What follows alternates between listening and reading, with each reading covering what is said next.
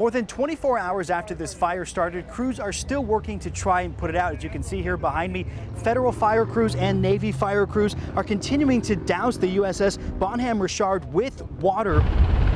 Right now, the priority is to fight the fire, get it out, so then we can take a complete assessment of the status. Now, all of the ship's crew has been accounted for. Since this fire started yesterday morning, smoke has been pouring over Naval Base San Diego and into the surrounding communities. The Navy says there won't be a complete damage assessment until the fire is out. The superstructure and the upper decks continue to burn and have sustained damage.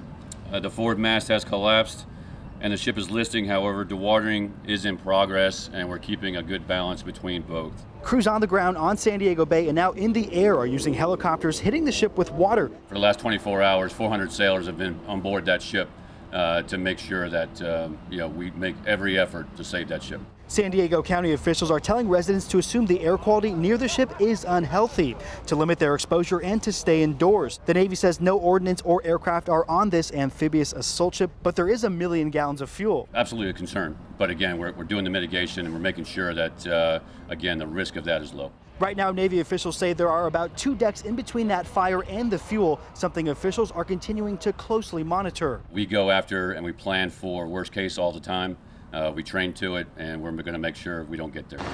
The Navy says it still doesn't know how this fire got started. The ship was at Naval Base San Diego for some maintenance, but officials say the fire wasn't sparked by any crews doing work. Now, flames have spread throughout the ship, and there isn't a timeline for when this fire could be out.